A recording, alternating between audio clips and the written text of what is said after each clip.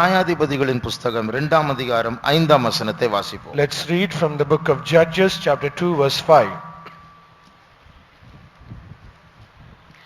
அவ்விடத்துக்கு போகிம் என்று பெயரிட்டு அங்கே கர்த்தருக்கு பலியிட்டார்கள். And they called the name of that place Bochim, and they sacrificed there unto the Lord. கர்த்தருடைய ஸ்தோத்திரம். Praise the Lord. தேவன் நமக்கு தந்திருக்கிறதான சந்தோஷத்தின் மூலமாக, விடுதலையின் மூலமாக, நம்முடைய வாழ்க்கையின் மூலமாக அவருடைய அன்பை நாம் புரிந்து கொள்கிறோம். We can understand the love of God by the deliverance and the joy and the gladness that he has given in us in our life. நம்முடைய ஜெபங்கள் கேட்கப்படும் போது, when our prayers are being answered, நம்முடைய தேவைகள் சந்திக்கப்படும் போது, when our needs are met, தேவன் எவ்வளவாய் நம்மை நேசிக்கிறார் என்று அறிந்து கொள்கிறோம். we can understand how much God loves us. ஆனால் however, அதை விட more than நம்முடைய that, வேதனையான சந்தர்ப்பங்களில் தேவன் நம்மை எவ்வளவாய் நேசிக்கிறார் என்று புரிந்து கொள்ள வேண்டும். we should understand the love of God in our most painful state. நாம் சில வேதனைகளின் பாதைகளில் செல்ல வேண்டும். We have to go in the paths of pain. இது தவிர்க்க முடியாத ஒரு காரியம். This is something that we cannot avoid. ஆனால் அந்த வேதனையில் தேவனுடைய அன்பு மறைந்திருக்கிறது. However, in that pain there is the love of God hidden in it. அது இப்பொழுது நமக்கு புரியாது, பரலோகத்துக்கு போன பிறகுதான் நமக்கு புரியும். We cannot understand it now, but when we get to heaven we can understand ஆனால் it. இப்பொழுது இதை புரிந்து கொள்ளுகிறவர்கள் பாக்கியவான்கள். But however, all those who can understand even now,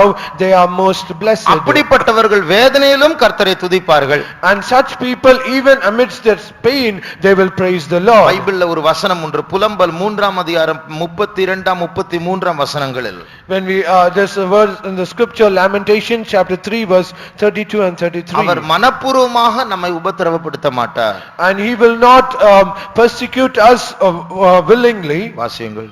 அவர் மனப்பூர்வமாய் மனுபுத்திரரை சிறுமையாக்கி சஞ்சலப்படுத்துகிறதில்லை. 32 33. அவர் சஞ்சலப்படுத்தினாலும் தமது மிகுந்த கிருபையின்படி இறங்குவார்.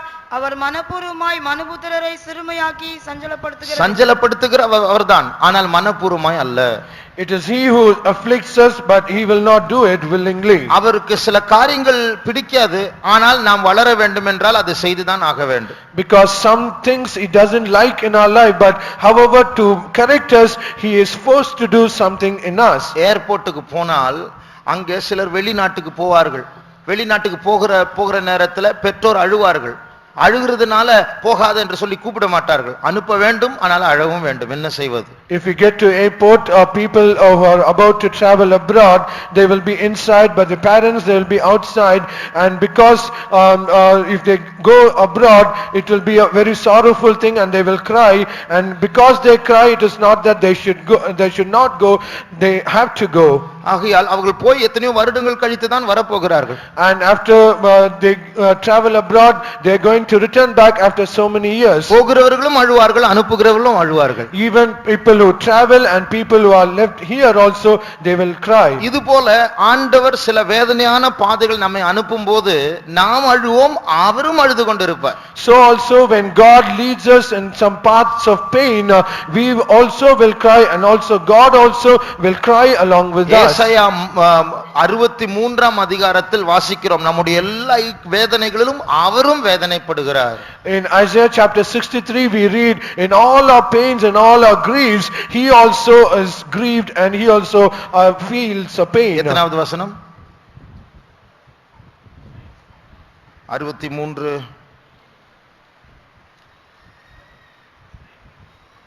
15 9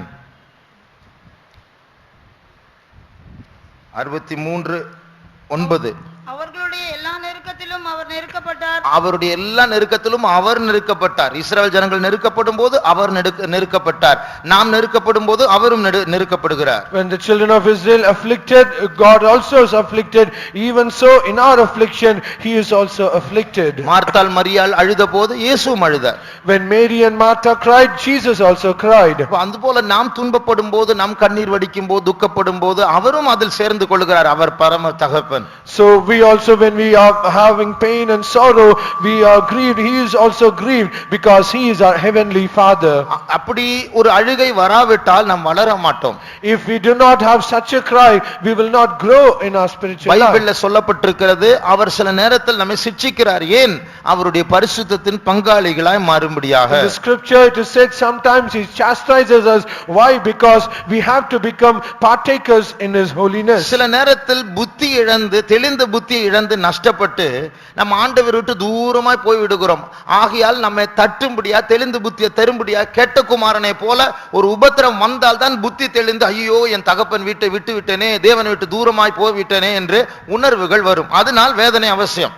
So sometimes if we lose our sober mind and because of that foolishness we go away from God, so God has to give some affliction so that he might bring us back to him, and so that we might get a sober mind, just as the prodigal son, after he went to all parts of affliction, he got this clear mind and returned back to his father. தேவனால் உயர்த்தப்பட்ட எல்லா மனுஷர்களும் சோதிக்கப்பட்டார்கள், சோதிக்கப்படுவார்கள். And all those people of God who have been exalted, they went to the paths of suffering and they had to go and they went there. அந்த சோதனை தான் அவருடைய test. அந்த சோதனையில் pass ஆனால் தான் உயர்வு வரும். That trial is their test. Only if they get a pass mark in that, they will get a promotion. அந்த சோதனையில் பாஸ் ஆகாவிட்டால், தேவன் நம்மை விரும்புகிற விதத்தில் அதை சந்திக்க பழகாவிட்டால், தேவன் விரும்புகிற ஜெயம் வராவிட்டால் உயர்வு வராது. And if we do not pass in the test, and if we do not get the victory that God desired, and if we do not go into that path as God desired, we will not get any promotion. ஆகையால் சில காரியங்கள், சில நன்மைகள் நமக்குள் உருவாகும்படியாக தான் அந்த கண்ணீரை ஆண்டவர் அனுமதிக்கிறார். So God allows these tears in our life so that there might be some goodness that should happen in our life. Eli இஸ்ரவேல் தேசத்தில் ஆசாரியனாக இருந்த நாட்களில் ஒரு பெரிய பின்மாற்றம் அங்க இருந்தது. யாரும் தரிசனம் பார்க்க மாட்டார்கள், வேத வசனம் அபூர்வமாய் இருந்தது, இப்படி எல்லாம் சொல்லப்பட்ட காலம் அந்த காலம். When Eli was the priest amidst the children of Israel, everything they were in a backsliding state because nobody was able to hear the voice of God, nobody was able to hear the word of God, there is no visions or any prophecies வேதத்தை whatsoever. போதிக்க வேண்டியதான ஆசாரியர்கள், ஏலியின் பிள்ளைகள், அவர்களே துன்மார்க்கர்களாய் இருந்தால் அப்ப ஜனங்கள் எப்படி இருப்பார்கள்? The children of Eli, they are supposed to be the priests and they have to preach the word of God. They themselves were wicked, then how shall it be with the other people? முழு இஸ்ரவேலும் பின்மாற்றத்தில் இருக்கும் பொழுது, When the whole land of Israel were in the backsliding state, இஸ்ரவேலை நடத்த யாரை ஆண்டவர் தேடுவார்? and who will God seek to lead the children of Israel? அப்ப இஸ்ரவேல் ஜனங்கள் மத்தியில் ஒரு குழந்தையை தேட வேண்டும். And among the children of Israel, God has to seek a baby or a child. அந்த குழந்தையை வளர்த்தெடுத்து, அந்த குழந்தை வளரும் போது தேவன் அந்த ஆள் மூலமாக பேசி இஸ்ரவேலை திருத்த முயற்சி செய்ய வேண்டும். And when this child grows and when it grows older, through this child God has to speak to the children of Israel so that they might be corrected. அதற்காக ஒரு சாமுவேல் பிறக்க வேண்டும். And for that reason a Samuel has to be born. அந்த Samuel சின்ன வயதில் faith கோவிலுக்கு வந்து விட வேண்டும். And that Samuel has to be in the faith home right from his birth. ஆனா எந்த தாய் தன் சொந்த பிள்ளையை ஃபெய்த் ஹோம் கொடுப்பார்கள், கோவிலுக்கு கொடுப்பார்கள்? And what mother will ever give a child or a baby to the faith home? ஆகையால் அந்த தாயே அந்த பிள்ளையை கொடுக்க வைக்க வேண்டும் ஆண்டவர். And so God has to make that mother to give that child willingly அந்த to தாய் the தான் Lord. Annal. And that mother was Hannah. அப்ப அந்த அன்னாள் பிள்ளையை கொடுக்க வேண்டும் என்றால் அதற்கு ஆண்டவர் ஒரு சோதனை அனுபவிச்சார், கற்பத்தை அடைத்து விட்டார். And so that God has to give the child to Hannah, God has to send a trial and he closed the womb of Hannah. எத்தனை வருஷம் கண்ணீர் வடித்தாலும், எத்தனை முறை ஃபெய்த் ஹோமுக்கு போனாலும், எத்தனை ஜெபங்கள் செய்தாலும் ஜெபம் கேட்கப்படவில்லை. How many times she went to the faith home, how much over she prayed, and her womb was closed. உடனே ஒரு ஜெபம் ஜெபிச்சா, கடைசி அத்தனை வருஷம் கழித்து ஒரு ஜெபம் ஜெபிக்கிற, ஆண்டவரே எனக்கு குழந்தை கொடுத்தால் நான் ஊழியத்துக்கு கொடுக்கிறேன். And after so many years Hannah was forced to pray the last prayer saying, oh Lord, if you could give me a man child and I will willingly give him to you, oh Lord. அன்றைக்கே பூட்டு திறக்கப்பட்டது. அந்த பொருத்தனை தான் சாவி. And that moment that lock was opened, that covenant was the key. அப்ப இது போல பல வேதனைகளை ஆண்டவர் நம்முடைய லைஃப்ல அனுமதிக்கிறதுக்கு ஒரு காரணம் உண்டு. அந்த சாவியை கண்டுபிடிக்க வேண்டும். So also there is also many reasons for God allowing so much trials and pains in our life. We have to find the key. பிரசங்கி 7ஆம் அதிகாரம் 3ஆம் வசனத்தை வாசிக்கும்போது, When we read Ecclesiastes chapter 7 verse 3, நாம் எல்லாருக்கும் சந்தோஷம் தான் பிடிக்கும், நாம் எல்லாரும் சிரிக்க பிடிக்கும். ஆனால் பைபிள்ல சொல்லிக்கிறது சிரிப்பை விட அழுகை தான் நல்லது. For all joy or gladness, it is what we desire. But in the scripture, it is said, getting sorrowful is joy. ஒரு உலக பிரகாரமான ஒரு ஃபங்க்ஷனுக்கு ஒரு களிப்புள்ள சந்தோஷமுள்ள ஒரு வீட்டுக்கு போவதை பார்க்கலாம் துக்க வீட்டுக்கு போவது நல்லது. And better is that we go to the house that is sorrowful than we go to the house of merriness. வாசிங்க. நகைப்பை பார்க்கிலும் துக்கிப்பு நலம். நகைப்பை பார்க்கிலும் துக்கிப்பு நலம். Sorrow is better than laughter. ஏன்? Why? இது அங்கதான் நம்முடைய புத்தி தெளிவா இருக்கும். Then only our mind can be sober. அப்போ ஏனென்றால் கர்த்தர் நமக்கு எல்லாருக்கும் ஒரு நித்திய நகைப்பை வைத்திருக்கிறார். Because God has kept for each and every one an eternal laughter. அந்த நித்திய நகைப்பு நம்மை விட்டு எடுபடாத நல்ல பங்கு, அதுதான் இந்த யூத் கேம்பினுடைய தலைப்பு. And that eternal laughter is the good part that cannot be taken away from us. That is the topic of the youth camp. அந்த நித்திய நகைப்பு நமக்கு வேண்டும் என்றால் இன்றைக்கு நாம் அழ வேண்டும். And if we have to get that eternal laughter, today we have to cry. நாம் எல்லாரும் ஏகமாய் கெட்டு போனவர்கள். We are all together spoiled. ஆதாமின் பிள்ளைகள் நாம் எல்லாரும் இன்பத்தை தேடி போய் மாட்டின சிக்கின ஒரு கூட்டம். ஆகையால் திரும்பி வர வேண்டும் என்றால் சந்தோஷத்தை தேடி போனவர்கள் அழுதுதான் திரும்பி வர வேண்டும். We are the children of Adam. We all went to the passing pleasures and we have been trapped there. If at all we have to get back to God, then we have to go in the path of sorrow. மத்தேயு 5ஆம் அதிகாரம் 4ஆம் வசனத்தை வாசியுங்கள். Let's read Matthew's Gospel chapter 5 verse 4. பாக்கியவான்கள் பாக்கியவான்கள் என்று சொல்லப்பட்டிருக்கிறது. அதில் ஒரு பாக்கியத்தை பற்றி அங்கே வாசிக்கிறோம். And there are said the beatitudes saying blessed are, and one of the blessedness is this. துயரப்படுகிறவர்கள் பாக்கியவான்கள், அவர்கள் ஆறுதல் அடைவார்கள். துயரப்படுகிறவர்கள், இங்கிலீஷ்ல blessed அது that mourn, அழுது கொண்டிருக்கிறவர்கள் பாக்கியவான்கள், அவர்கள் ஆறுதல் அடைவார்கள். And English it is said blessed are the mourn, they shall be comforted. அப்போ நமக்கு ஒரு நித்திய ஆறுதல் உண்டு. ஆனால் இப்பொழுது அந்த வேதனையினூடாக போய் தான் ஆக வேண்டும். So we have an eternal laughter, eternal comfort, so we have to go in the paths of pain. இப்பொழுது ஆரம்ப வசனத்துக்கு வருவோமாக. So now let us come back to the key verse. ஆதியாகமம் 2ஆம் அதிகாரம் 5ஆம் வசனத்தில் என்ன வாசித்தோம்? What did we read in Genesis chapter 2 verse 5? போகீம் என்கிறதான ஒரு இடத்திற்கு இஸ்ரவேல் ஜனங்கள் ஒரு இடத்திற்கு பேரிட்டார்களாம். We read in Judges chapter 2:5, they came to the place called Bochim. அந்த பேருடைய அர்த்தம் அழுகிறவர்கள், the weepers. And the name of that city is called Weepers. அந்த அங்கே ஒரு கூட்டத்தார் அழுதார்கள். And there one group of people they cried. அதை பற்றி தான் நாம் அங்கே வாசித்தோம். And regarding that we read there. அப்போ அந்த அழுகையின் சரித்திரத்தை கொஞ்சம் பார்க்க போகிறோம். So we are going to read about the history of that tears. இஸ்ரவேல் ஜனங்கள் கானான் தேசத்துக்குள் பிரவேசிப்பதற்கு முன்பாக, before the children of Israel they entered into the land of Canaan, ஆண்டவர் அந்த ஜனங்களோடு ஒரு எச்சரிப்பை கொடுத்தார்.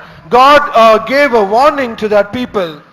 நீங்கள் சந்திக்க போகிற ஜாதிகள் அவர்களோடு நீங்கள் பொருத்தனைகளை செய்யக்கூடாது, அவர்களை அந்த ஊரில் வைக்க கூடாது, அவர்களை அந்த ஊரை விட்டு துரத்த வேண்டும். The people that you are going to meet, you are not supposed to make any covenant whatsoever. You shall not allow them to remain in that land. You should drive them away.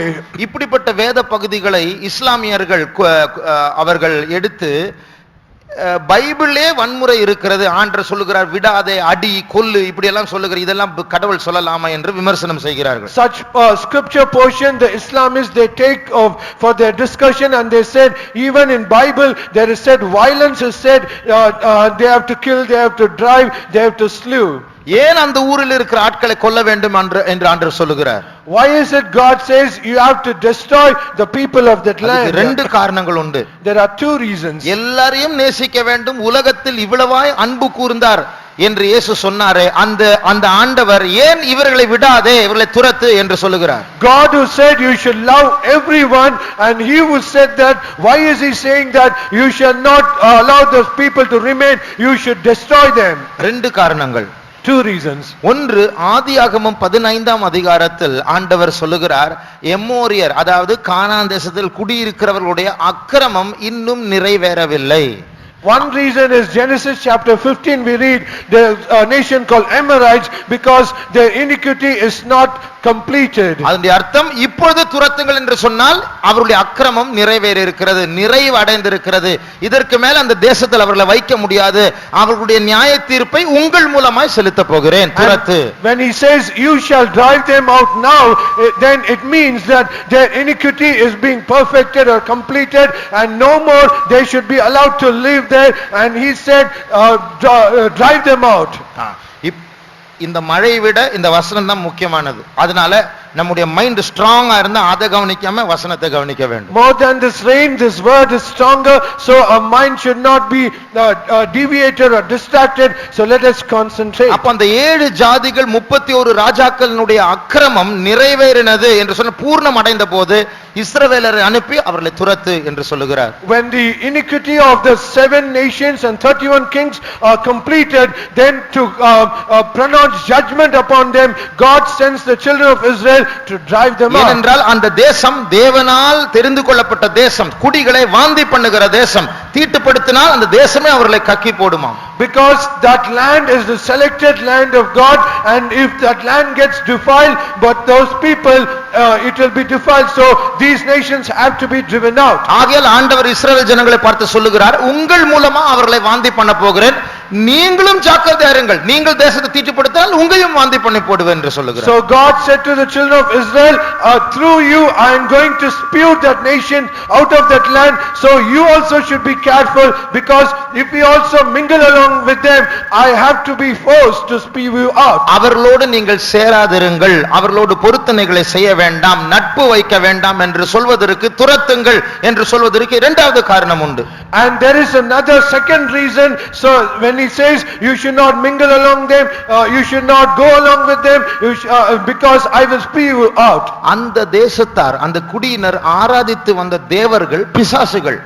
And the gods that nations they worship, they are nothing but the devils. அப்ப அந்த பிசாசுகள் இந்த அவர்களுடைய அந்த அந்நிய ஜனங்கள் மூலமா இஸ்ரவேல் ஜனங்களை தாக்க கூடாது. And these devils, through that heathen people, they should not defile or afflict the children of Israel. இஸ்ரவேல் தேசத்தினுடைய தேவன் யெகோவா தேவனும் அந்த 7 ஜாதிகளுடைய தேவர்களும் சத்துருக்கள். And the God Jehovah, the God of Israel, and the devils, the God of the heathen people, they are both enemies to each other. அந்த பிசாசுகள் அந்த ஜாதிகளை முற்றிலுமாய் ஆட்கொண்டு இப்பொழுது அந்த ஜனங்கள் அந்த பிசாசுகளுடைய நிறைவை அடைந்திருக்கிறார்கள்.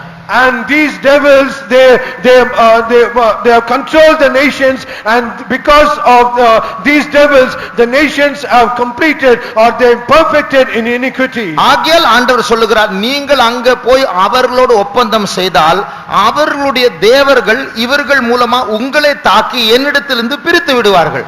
So when you the children of Israel, when you go to the nation and you make compromise with them, and if you go like that, you will also be defiled and you shall become an enemy to me. அதே நியாயாதிபதிகள் 2ஆம் அதிகாரம் 2ஆம் 3ஆம் வசனங்களை வாசிப்போம். The same book of Judges chapter 2 verse let's read verse 2 and 3. நீங்கள் இந்த தேசத்தின் குடிகளோட உடன்படிக்கை பண்ணாமல் உங்கள் பலிபீடங்களை இடித்துவிட கடவீர்கள் என்று சொன்னேன். ஆனாலும் என் சொல்லை கேளாதே போனீர்கள். ஏன் இப்படி செய்தீர்கள்? ஆகையால் நான் அவர்களை உங்கள் முகத்திற்கு முன்பாக துரத்துவதில்லை என்றேன். அவர்கள் உங்களை நெருக்குவார்கள், அவர்களுடைய தேவர்கள் உங்களுக்கு கண்ணியாவார்கள். அவர்கள் உங்களை நெருக்குவார்கள். இங்கிலீஷ்ல அவர்கள் உங்களுடைய விலாவில் முள்ளாய் இருப்பார்கள், அவருடைய தேவர்கள் உங்களுக்கு கண்ணியா இருக்கும் என்று சொல்லப்பட்டிருக்கிறது. And it is said they will afflict you, but in English it is said there shall be thorns in your sides, and their gods shall be a snare unto you. பாருங்க, அவர்கள் மாத்திரமல்ல அவர்களுடைய தேவர்கள் கண்ணியா மாறுவார்கள். ஆகையால் இவர்கள் மூலமா அவருடைய தேவர்கள் இஸ்ரவேல் ஜனங்களை தாக்குவார்கள். So not only the people, even the gods shall be a snare unto you. The meaning is by these gods they shall attack the children of Israel. முதலாவது வசனத்தில் கர்த்தருடைய தூதன் கில்காலிலிருந்து போகீம் என்கிற இடத்திற்கு வந்து இந்த செய்தி இஸ்ரவேல் ஜனங்களுக்கு சொல்லுகிறார். And the first verse we read, and the angel of the Lord came up from Gilgal to Bochim, and he says this message to the children of Israel. இந்த தூதன் பரலோகத்திலிருந்து இறங்கி வந்த தூதன் அல்ல, கில்காலிலிருந்து போகீமுக்கு வந்த தூதன். This angel is not an angel who descended from heaven, but he came from Gilgal to Bochim. அந்த அர்த்தம் என்ன? What is the meaning? இந்த தூதன் பரலோகத்திலிருந்து இறங்கி வந்து கில்காலில் டியூட்டி பார்க்கிற தூதனா இருக்கலாம், இல்லை என்றால் கில்காலில் வேற ஒரு வேலை செய்துவிட்டு இப்பொழுது போகீமுக்கு வருகிற தூதனா இருக்கலாம். The meaning is this angel would have come from heaven and he should have stayed at Gilgal to do some work, and he should have done some duty, and after completing his duty at Gilgal he is going to Bochim. இந்த வார்த்தையை, இந்த நியாய தீர்ப்பின் வார்த்தை நான் உங்க மேல ரொம்ப துக்கமா இருக்கு ஆண்டவர் சொல்லுகிறார், நீங்கள் நான் சொல்லுகிறதை கேட்கவில்லை என்று சொன்ன பொழுதுதான் இந்த ஜனங்கள் அழ ஆரம்பித்தார்கள். And when these words of the Lord, when God was grieved, and when he says to children of Israel, these words are given to the children of Israel. 4ஆம் வசனத்தை வாசியுங்கள். Let's read verse 4. இந்த வார்த்தைகளை இஸ்ரவேல் புத்திரர் எல்லாரோடும் சொல்லுகையில் ஜனங்கள் உரத்த சத்தமிட்டு அழுதார்கள். ஜனங்கள்லாம் உரக்க சத்தமிட்டு அழுதார்கள் இந்த வார்த்தை கேட்டபோது. அதுதான் போகீம் என்ற அர்த்தம். And when the people of Israel, when they heard these words, they lifted up their voice and they wept, and that is the meaning of Bochim. ஆகையால் நாம் அழுது கொண்டிருக்கிறோமே பல காரணங்கள் நிமித்தம், நமக்கும் ஒரு போகீம் இருக்கிறது. இந்த அழுகைக்கு ஒரு முடிவு உண்டாக வேண்டும் என்றால் சில காரியங்களை பற்றி நாம் கவனமா இருக்க வேண்டும். So there are so many reasons, and we are also crying for that, and we also have a Bochim, and if at all we have to be delivered from this Bochim, we have to do certain things. ரெண்டு காரியங்கள் உண்டு. There are two things. நாம் அழதான் வேண்டும். அழுகையின் பள்ளத்தாக்கு இன்றியமையானது, அது தவிர்க்க முடியாதது. And one thing is we have to cry, and we have the valley of tears, and we have to go through that. ஆனால் ரெண்டு காரியங்களை செய்யலாம். But however we can do two things. நாம் ஞானமாய் நடந்தால் அந்த அழுகையை குறைக்கலாம். If we walk wisely, we can decrease the tears. அது மாத்திரமே, இரண்டாவது நித்திய அழுகையை தவிர்க்கலாம்.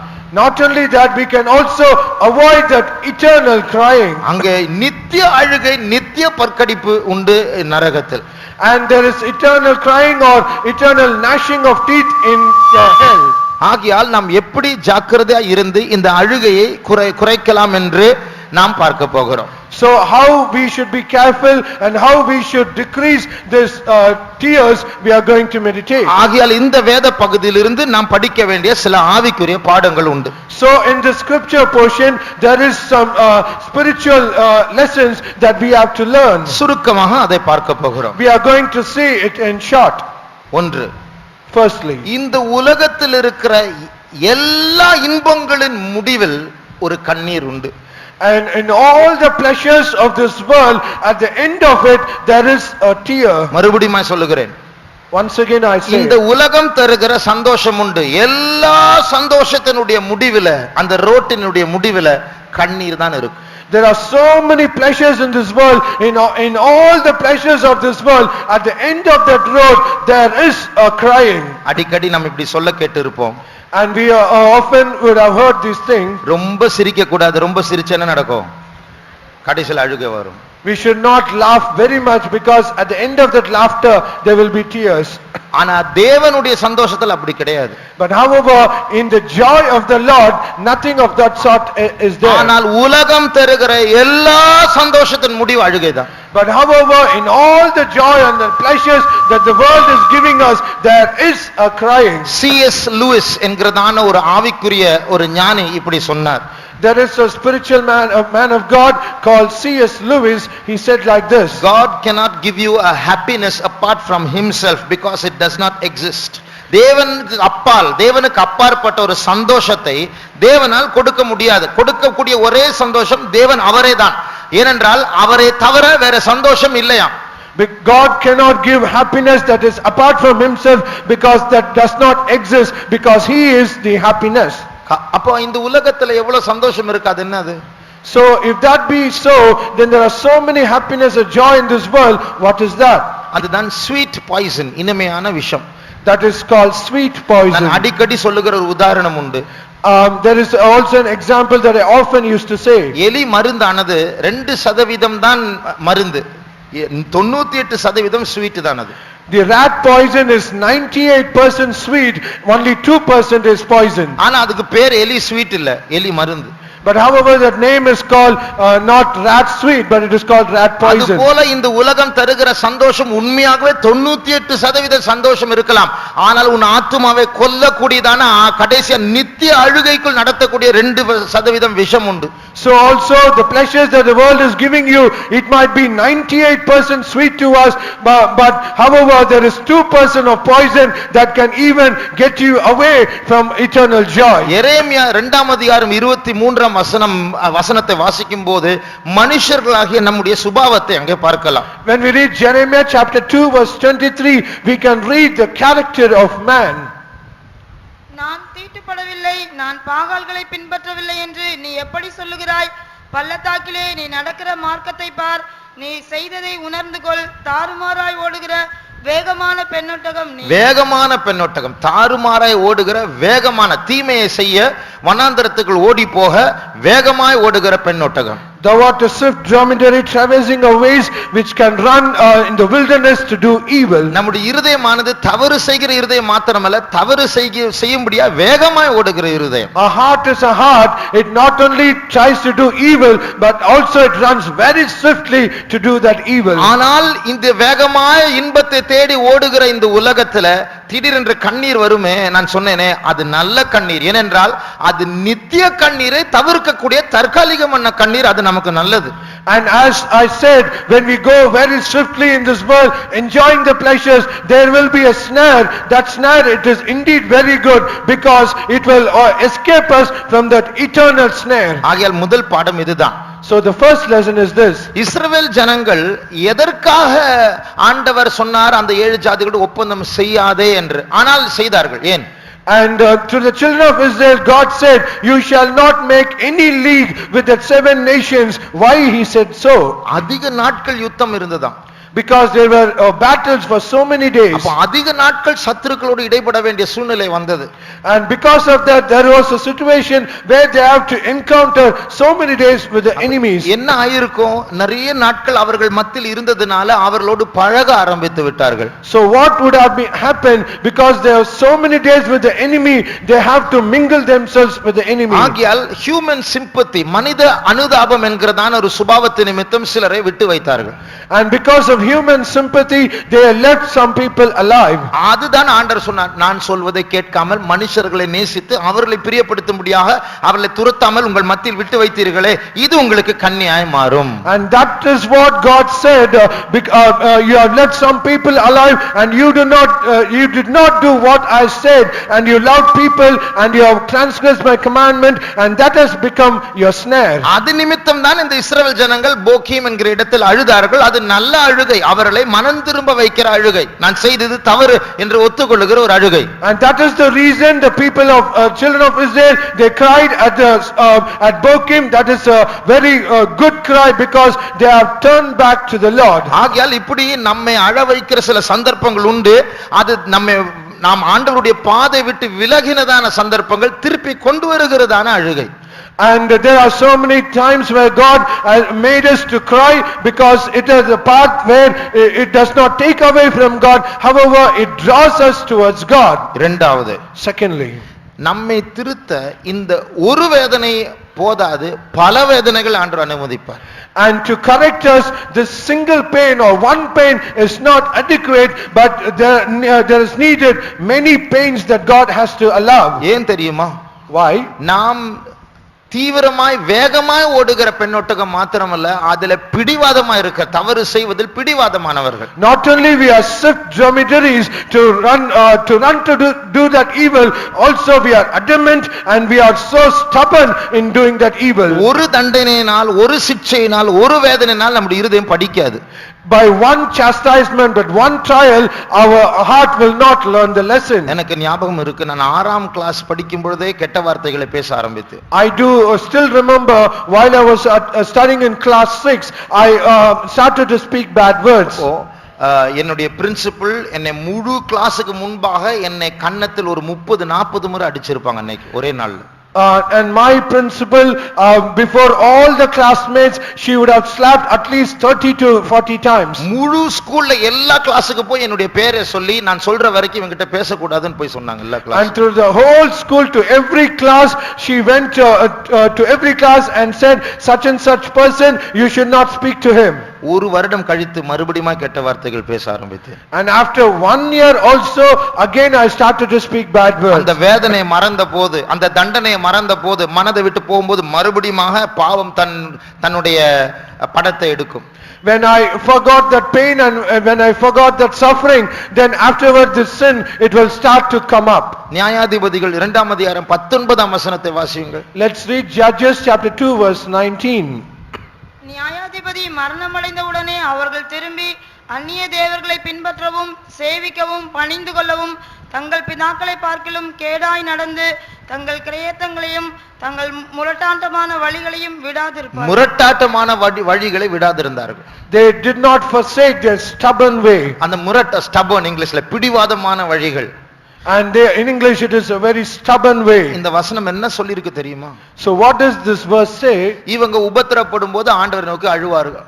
When they are afflicted, they will cry unto the Lord. ஆண்டவர் அவருடைய சத்துருக்களிலிருந்து விடுதலை செய்து அவர்களை விடுவிக்கக்கூடிய ஒரு நியாயாதிபதி அனுப்புவாராம். And God will send a judge so that he might go and deliver them out of that affliction. உடனே விடுதலை கிடைக்கும். And they will get the அந்த deliverance. நியாயாதிபதி உயிரோடு இருக்கிற வரைக்கும் கொஞ்சம் அப்படியே அடங்கி இருப்பாங்க. And as long as the judge was alive, they will be controlled and they will be like அந்த that. நியாயாதிபதி செத்த உடனே அந்த கேப்ல முன்னாடியை விட பயங்கரமா பாவம் செய்வாங்களாம்.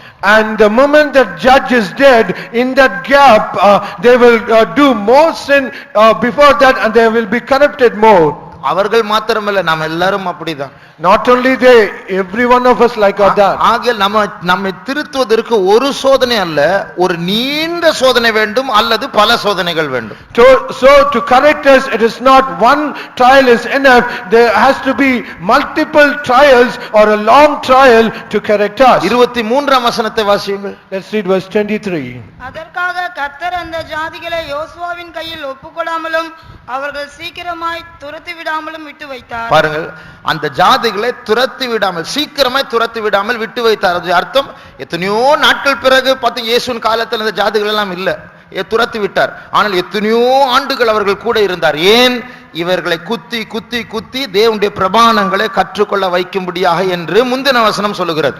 And the previous verse says, the Lord purposely left all those nations and he did not drive them hastily because they have to be corrected more, and it took so many years for all these nations to be driven, and at the time of Jesus these nations were not so. ஒரு கவிதை இப்படி வாசித்தேன். I happened to read a poem. என்னுடைய வாழ்க்கையானது தேவனுக்கும் எனக்குள் ஒரு நெசவாளியினுடைய ஒரு நெய்தலாக இருக்கிறது. And my life between myself and God, it is like the weaver. அவர் நெசவாளியா இருக்கிறார். And he is the weaver. அவர் ஒரு பக்கம் நூலை பிடித்திருக்கிறார், நான் ஒரு பக்கம் நூலை பிடித்திருக்கிறேன். And he takes one end of that thread and I have taken the other end of the thread. எனக்கும் அவருக்கும் இடையில் ஒரு சித்திரத்தை அவர் வரைந்து கொண்டிருக்கிறார். And between him and me, God is drawing a portrait. அந்த சித்திரம் தான் என்னுடைய இருதயத்தினுடைய மாற்றம். And that image or the portrait is the change that is happening in my heart. சில நேரத்தில் அவர் துக்கத்தை அவர் நெய்து விடுகிறார்.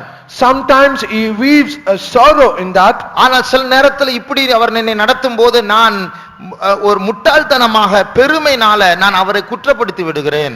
But however, because of my foolishness and because of my pride, I blame or accuse God because of this. அந்த கவிதை சொல்லுகிறது, நான் யோசிக்காத காரியம் என்னவென்றால் அவர் மேலே இருந்த அந்த சித்திரத்தை பார்க்கிறார், நான் கீழ்ப்பகுதியை தான் பார்க்கிறேன், எனக்கு உருவம் தெரியாது. And that poem clearly says, and he did not understand, one thing is God sees that portrait or that image from above, but I see that portrait from below and I could not see the whole picture. ஒரு நாள் வரும், இந்த நூலை விட்டு நான் அந்த பக்கம் போய் தேவனோடு கூட இருக்கும்போது கீழே பார்த்தேன், அந்த படத்தை அப்படி இருந்து பார்க்கும் பொழுதுதான் என்னுடைய இருதயத்தை அழகாக்கும்படியாக பொன்மயமான நூல்களும் கருப்பான நூல்களும் ரெண்டுமே அவசியமா இருந்தது என்று அங்கே போதான் எனக்கு தெரியும் என்று அந்த கவிதை சொல்கிறது. And he says one day will come wherein I will go to the other side and I will see the image from above, then I will have tried to understand, saying that because of all the golden threads along there, the black threads also is needed so that my life is being changed gloriously. ஒரு sister அழுது கொண்டு சொன்னார்கள் ஒரு pastor கிட்ட, pastor என்ன pastor இப்படி என் லைஃப்ல நடந்துட்டே இருக்கு பாஸ்டர் அப்படின்னு. பாஸ்டர் பதில் சொன்னார், இன்னும் நிறைய வரப்போகுது, வெயிட் பண்ணு அப்படின்னு. One sister, she cried and said to the pastor, Pastor, why all these things is happening in my life? Why is all these things? But pastor replied, there are so many things again, it is going to happen to your life. நாம் மாற வேண்டும் என்றால் அழுதுதான் ஆக வேண்டும். If we have to be changed, we have to cry. நம்முடைய அந்த வேகமாய் பின்மாற்றத்தை நோக்கி உலகத்தை இன்பத்தை நோக்கி ஓடுகிற இருதயம், பிடிவாதமான இருதயம் மாற வேண்டும் என்றால் ஒரு கண்ணீர் அல்ல பல முறை கண்ணீர் வடிக்க வேண்டும். Our heart, because of all stubbornness, and it ran very swiftly to that backsliding, if that has to be changed and it has to be brought again, it is not one single trial will be sufficient, it has to be multiple trials. மூன்றாவது நாம் படிக்க வேண்டிய காரியம், The third lesson that we have to learn, அதே அதிகாரத்துடைய 12ஆம் 13ஆம் வசனத்தை வாசியுங்கள். when we read the 12th and 13th verse of the same chapter. தங்கள் பிதாக்களை எகிப்து தேசத்திலிருந்து புறப்பட பண்ணின அவர்களுடைய தேவனாகிய கர்த்தரை விட்டு அடுத்த வசனம் வாசிங்க.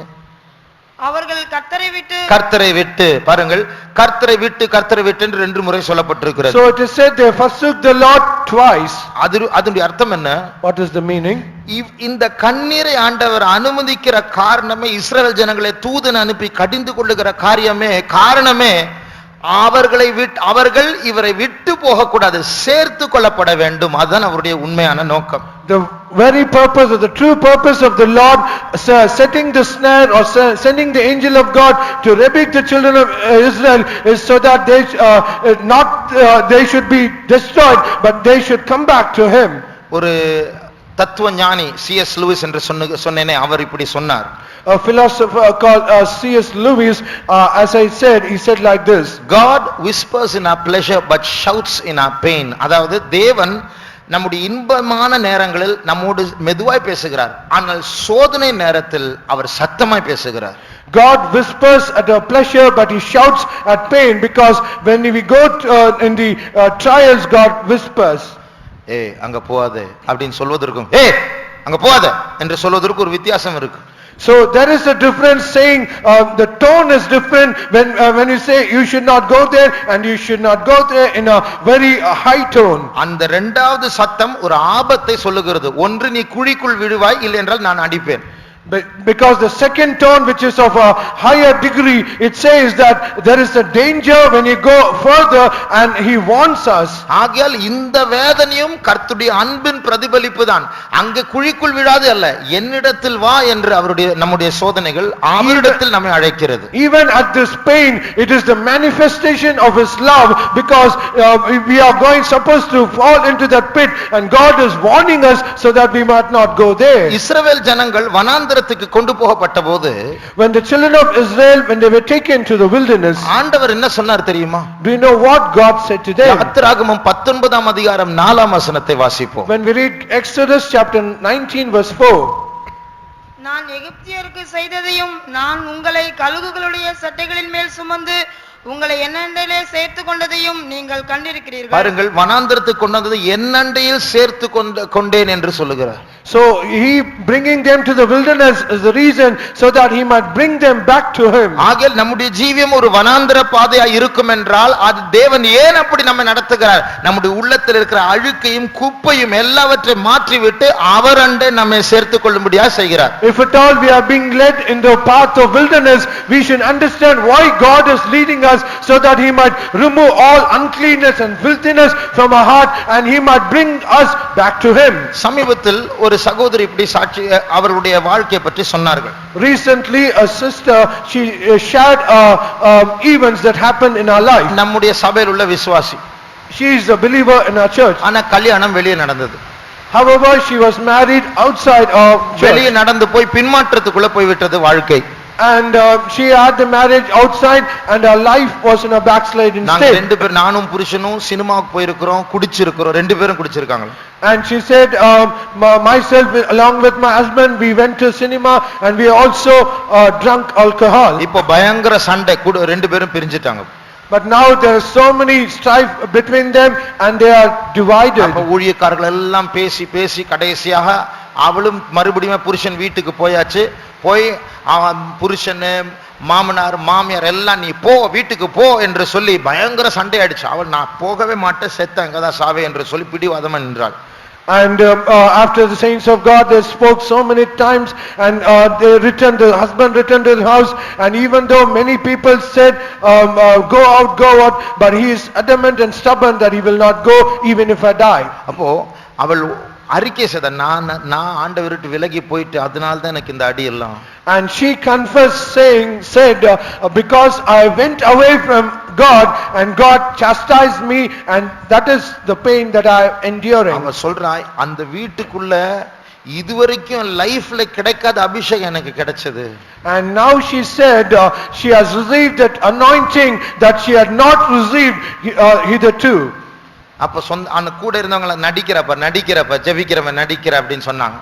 And people along with her they mocked at her saying she is acting. ஆனா சொல்றேன், நான் இதுலயும் நான் சந்தோஷமா இருக்கிறேன். And she said, even at this I am glad. நான் மாறணும், என் புருஷனை நான் மனப்பூர்வமா நேசிக்கணும்னு ஜெபம் பண்ணுங்க. And she said, I have to change, I have to love my husband truly, please pray for me. பாருங்க, இன்பத்தை நோக்கி ஓடி வேதனை சந்தித்து அந்த வேதனை ஆண்டவரண்டே அவளை திருப்பி கொண்டது. குடும்பத்துக்கு மாத்திரமல்ல, ஆண்டவர்கிட்டயும் கொண்டு வந்தது. And she went in search of that happiness and joy, and because she had the trial and because of that pain, she not only came to the family but also she came to the Lord more closer. உண்மையை சொல்ல போனார், நம்முடைய சந்தோஷமான நேரங்களை விட துக்கமான நேரங்களில் தான் ஆண்டவர் அதிகமா நம்மிடத்தில் நெருங்கி இருப்பார்.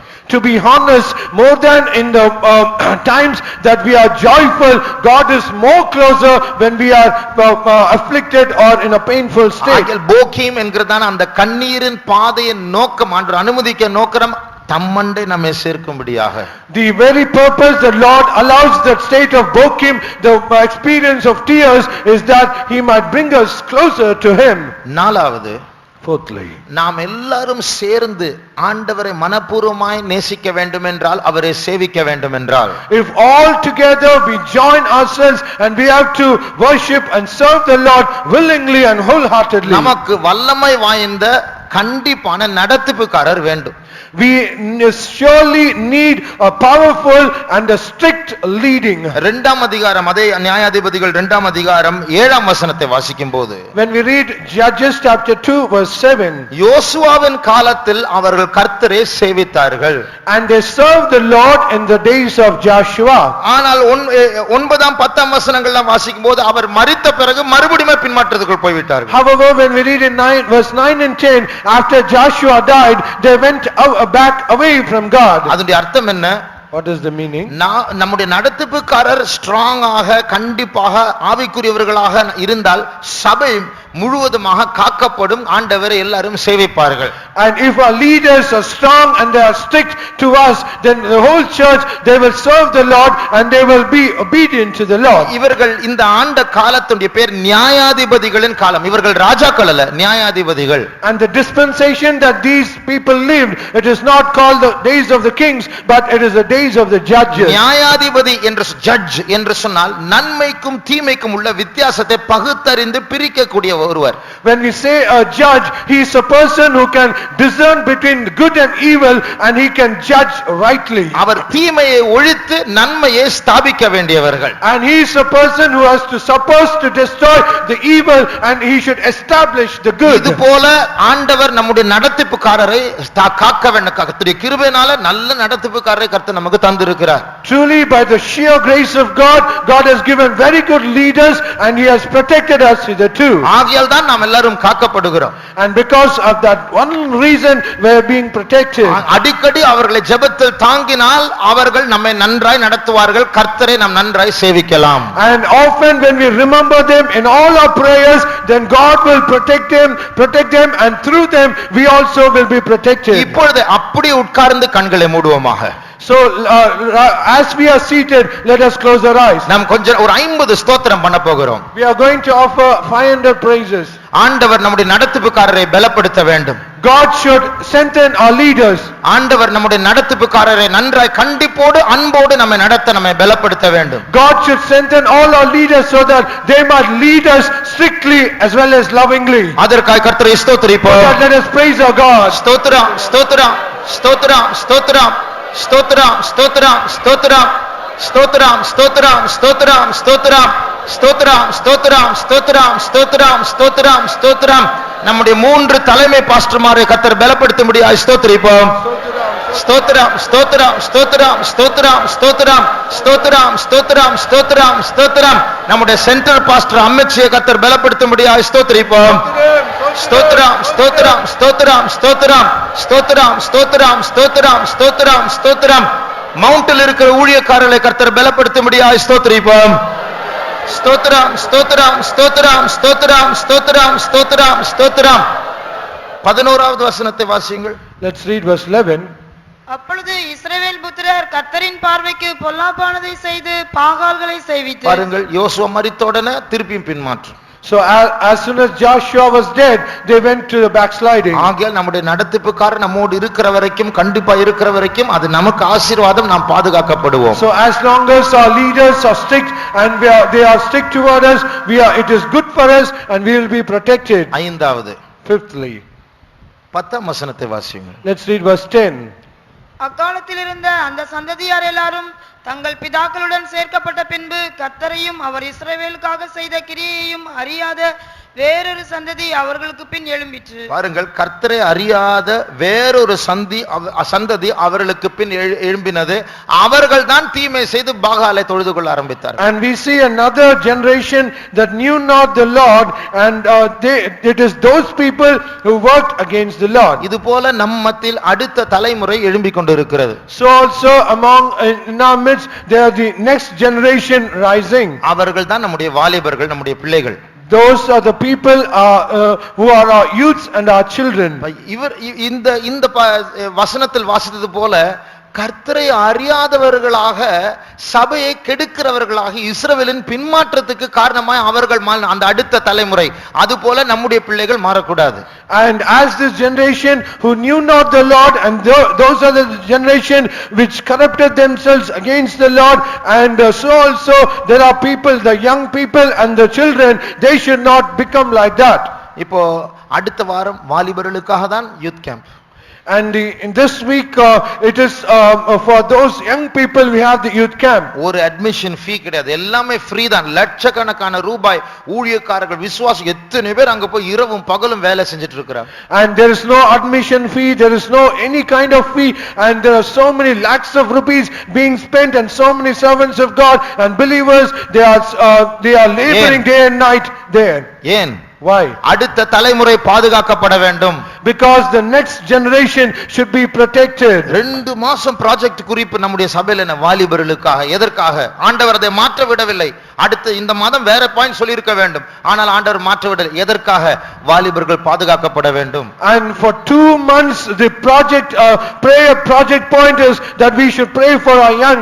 Why did not God change it? Because the next generation, our youths and children, have to be protected. நம்முடைய சென்ட்ரல் பாஸ்டர் சொன்ன 5 குறிப்புகளில் ஒரு குறிப்பு வாலிபர்களுக்காக. ஏன்? அவர்கள் பாதுகாக்கப்பட வேண்டும். And even among the 5 points that is shared by our center pastor, one among this is for our youths. Why? Because our young people have to be protected. இந்த செய்தியிலே ஒரு பாயிண்ட் அடுத்த தலைமுறை என்று சொல்லி ஆண்டவர் கொடுத்திருக்கிறார். ஏன்? வாலிபர்களை ஆண்டவர் நேசிக்கிறார். Even at this message there is one point that is of the next generation. Why? Because our young people should be protected. சமீபத்தில் ஒரு வாலிபனை கண்டேன். Recently I happened to meet a young man, சபையில் நல்ல தீர்க்க தரிசனம் சொல்லுகிற பையன். a young boy who used to speak good prophecies in the church. பரிசுத்தத்துக்காக நிற்கிற வைராக்கியம் உள்ள வாலிபன். He is a person who is zealous for holiness. அவனை சமீபத்தில் பார்த்தேன். And I happened to meet in the late. இங்கெல்லாம் இங்கேருந்து அப்படியே பின்னாடி முடி எல்லாம் க்ளோஸா வெட்டி இருக்கான். இங்கேருந்து நிறைய முடி இருக்கு, இங்க நிக்குது, இங்க தாடி எல்லாம் பார்த்தா டிசைன் அப்படியே வெட்டி வச்சிருக்கான். ஹார்ட் அட்டாக் வந்து இவன் போய் இப்படி ஆயிட்டானே. And his hairstyle and his beard and every his visage and his form, everything was totally different. And I even had a momentary heart attack saying, why such a person has become so bad. இப்ப பிசாசு பாருங்க அடுத்த தலைமுறை எப்படி தாக்குகிறான். ஆவிக்குரியவர்கள் முன்னாடி இருந்தவர்கள் சபைக்கு ஆசீர்வாதம் இருந்தவர்களை பின்மாற்றத்துக்குள் கொண்டு போய் விழ வைக்கிறான். இதுதான் எங்களுடைய பாரம். அதனாலதான் எல்லா ஊழியக்காரர்களும் வாலிபர்கள் என்று சொல்லி பாரப்படுகிறார்கள். And this is how the devil he corrupts and pollutes all our young people who are in the forefront, people who are very spiritual. He tries always to attack them, and this is what everyone's burden, and that is what we have to pray for our young people. இந்த தேவனுடைய முயற்சி, இத்தனை ஊழியக்காரருடைய முயற்சி, ஜெபங்கள், பெற்றோருடைய பாரம், கண்ணீர், ஸ்தோத்திரம், இது எல்லாத்தையும் எட்டி உதைக்கிறதான இப்ப நம்ம வாசிச்சோமே பெண் ஒட்டகம் தீவிரமாய் பாவத்தை நோக்கி எல்லாத்தையும் அவமதிச்சு பாவத்தை நோக்கி எனக்கு பெரிய பைக் வேணும், பெரிய மொபைல் போன் வேணும், எனக்கு தனி ரூம் வேணும், எனக்கு சொந்த காசு வேணும், என் சொந்த இஷ்டம் நடக்கும் பிடிவாதமா போனீங்கன்னா ஒரு கண்ணீரை எதிர்பார்க்க வேண்டும். And despising all the efforts of the Lord, so much efforts of all the saints of God and every effort of every people of God, when you despise all these efforts and you run as the swift dromedary, then there is a snare that is kept for you and you will be trapped in it. அன்பாய் சொல்லி கேட்காவிட்டால் அழுது எங்க கிட்ட வரணும். அன்னைக்கு நாங்க கடிந்து கொள்வோம், ஆனால் அரவணைப்போம். So you young people, if we speak lovingly to you, you are supposed to come back, but if you do not come back, then there will be a state where you have to be smitten and you have to come back. அந்த கண்ணீரும் நல்ல கண்ணீர் தான், ஆண்டவரிடத்துல சேர்த்து கொள்ளுகிற கண்ணீர். அப்படி உங்க கொண்டு வந்தா நாங்க வரவேற்கிறோம். And even if that crying also is good, that is good for you, and even we invite such things. Mount சபையில ஒரு குரூப் வாலிபர்கள் நல்ல ஆவிக்குரியவர்கள் எல்லா கூட்டத்துக்கு வர்றாங்க, முன்னாடி உட்கார்றாங்க, ஜெபிக்கிறாங்க, அபிஷேகம் நிரம்புறாங்க, சாட்சி சொல்றாங்க. ஆனா ஒரு குரூப் பாதி இங்க பாதி வெளியில, ஒரு குரூப் ஃபுல்லா வெளியில இருக்கு. And even in Mount Phaeton, there are one group of people, they come to the meeting, they get filled in the Spirit, they are so spiritual, but however there's another group, they are half here and half outside, and there is also another group, they never turn here. ஆகையால் தயவு செய்து youth கேம்புக்கு வந்து நான் சொன்ன மாதிரி தனியா இருந்து தேவனோடு தொடர்பு கொண்டு நல்லா மாறுவதற்கு நல்ல சான்ஸ் ஆண்டவர் கொடுக்கிறார். நீங்கள் ஆசீர்வதிக்கப்படலாம்.